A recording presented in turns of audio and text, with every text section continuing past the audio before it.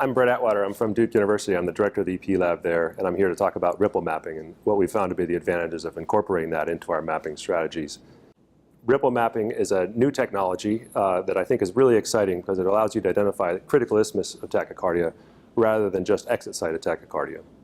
And we've done about 40 cases total so far at Duke, starting in about November of 2016 to present. And we've used it for both atrial and ventricular arrhythmias. So I wanted to share my experience with that with you today. Historically, we've mapped tachycardias using activation mapping, but the problem with this is it has helped us to identify the exit site, but not the critical isthmus of tachycardia. So we couple that with entrainment mapping. And entrainment mapping has some nice advantages because it allows you to really understand the physiology of the tachycardia. Unfortunately, it means that you're perturbing tachycardia each time you're performing it, and that can lead to unexpected termination or alteration of the tachycardia, and then can ruin your chances of successfully mapping and ablating it. And so what we really were hoping for was an activation mapping strategy that allowed you to map the isthmus rather than the exit site. And I think ripple mapping goes a long way towards accomplishing that. We found ripple mapping to be useful for identifying the tachycardia isthmus rather than just the exit site. And I'll show you some cases of that in just a second. We've also found that ripple mapping helps to identify complex mechanisms of tachycardia, including figure of 8 tachycardias and tachycardias that use multiple critical isthmuses. So I'll show you a case of that as well. We found it to be most beneficial for identifying tachycardias that involve scar, and particularly reentrant tachycardias. The first case I'm going to share with you today is a 44-year-old woman who had a surgical ASD repair performed when she was living in India at age 10. In 2014, she developed rapid tachypalpitations and lightheadedness, and so she called 911. When they arrived, they found her pulse to be 202 beats a minute, and they gave her adenosine, and this did not terminate tachycardia. So they brought her to our emergency room. In the ER, the physicians there gave her an amiodarone bolus, and this converted tachycardia to 2-to-1 tachycardia with a ventricular rate of 101. This is a 12-lead EKG during tachycardia, and you can see tachycardia has positive P waves in lead V1 and negative flutter waves in lead 2, 3, and AVF, which we felt was consistent with typical atrial flutter, likely cavo-tricuspid isthmus dependent. We brought her to our EP lab on March 18th, 2015. She came in SVT with a cycle length 320 milliseconds. We entrained this tachycardia like we just discussed and confirmed that in fact it was typical cavo-tricuspid isthmus dependent flutter, and we ablated this. And when tachycardia terminated, rather than terminating to normal sinus rhythm, it terminated to a second supraventricular tachycardia. Exactly the same cycle length, but the activation sequence had shifted on our catheters. So we re-performed our entrainment maneuvers and now found that the coronary sinus was very long, with long PPI minus TCLs. But the Christa tachycardia showed that the PPI minus TCLs were still 0, suggesting the lateral right atrial wall was involved with tachycardia. We activation mapped this tachycardia, showed that early areas of activation were on the lateral right atrial wall. We then paced with high output and saw that there was phrenic nerve capture all along the areas of early activation on the LAT map. We put in a small amount of ablation, terminated tachycardia, and then came off quickly so that we wouldn't damage the phrenic nerve. We had not seen this tachycardia previously clinically, so we didn't want to take any chances of hurting the patient until we had seen that this was more of a clinically relevant problem.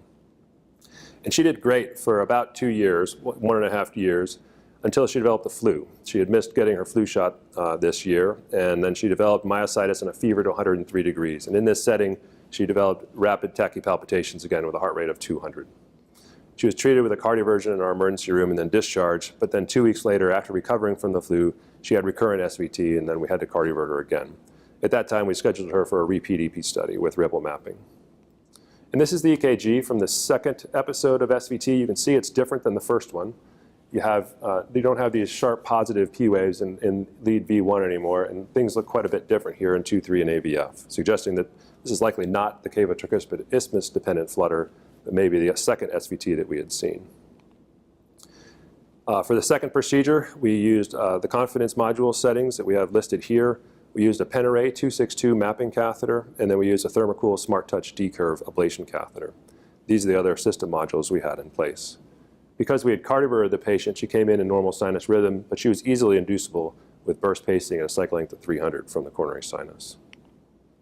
This is our confidence Penarray LAT map with a right lateral view. You can see on the right side that she has very little scar in the right atrium, despite the fact that she had this previous atriotomy. And on the left side, what you see is areas of late conduction meeting areas of early conduction, suggesting a reentrant mechanism. But you can see there's a broad area of early activation here. There's lots of areas of orange, yellow, and red, suggesting that it's kind of difficult to identify where early is meeting late and where the isthmus may be. This is our ripple map, which was performed using the pen array catheter, very high density mapping in order to try to obtain as many points as possible. And you can see the area of interest here. And you can see as the activation wavefront comes through that there are multiple places that it looks like tachycardia may be breaking through. Okay, so you can see during tachycardia that we have multiple areas of potential breakthrough. So the LAT map accurately identified that there are lots of early areas of activation here on the lateral right atrial wall. As you spin the map around, you can see that there's also potentially two separate circuits, one wrapping around the right atrial appendage and a second one wrapping behind the SVC across the septum and then along the tricuspid annulus superiorly here, suggesting that there are potentially two separate tachycardia mechanisms coming around the right atrium. This is a zoomed in picture of the critical isthmus of tachycardia during ripple mapping. And I want you to keep an eye on the areas with the two black arrows. Those are the areas where you see the characteristic ripple pattern for a critical isthmus, and that is a very high frequency, low amplitude signal that goes on for a very long period of time. This is identifying an area where you have sudden deceleration of the wavefront, and these deceleration of the wavefronts are typically present in areas where tachycardia is entering a critical isthmus. So as we saw on the ripple map, there looked like two separate tachycardia isthmuses. And interestingly, during tachycardia, the patient had alteration of the tachycardia cycle length on a beat-to-beat basis. You can see here that it alters from 378 to 404 milliseconds on the CS catheter. You can also see that the morphology of the electrograms on our mapping and ablation catheter changes on a beat-to-beat basis. At 378, it has this interesting pattern with what looks like an isthmus spike in the middle of it. On the 404, though, the pattern changes significantly, and then back to 378, it looks identical to the beat 2 prior. That suggests potentially that this tachycardia is going through two separate isthmuses as it's coming around through this critical area. I'll show you again the ripple map, which shows an area coming through here high and right there, and then on the next beat it comes down through the lower area. As we did ablation, we started here in the top zone and worked our way down. As we hit this first isthmus, tachycardia stopped alterating, and it's just stayed at the 404 cycle length. As we continued the ablation down towards the IVC, tachycardia terminates to sinus rhythm.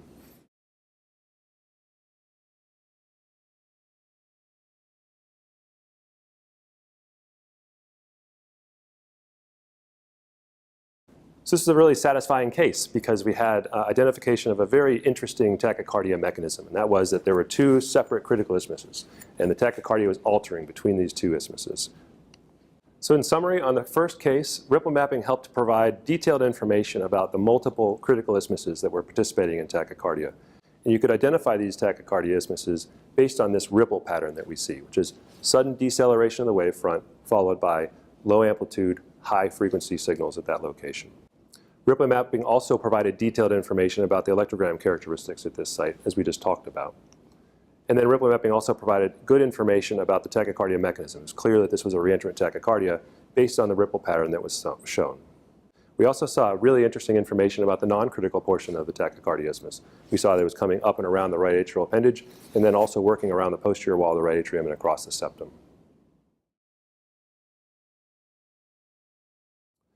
The second case is a 44-year-old man with a history of an aortic valve replacement at ages 2, 4, and 34 as a result of congenital aortic stenosis.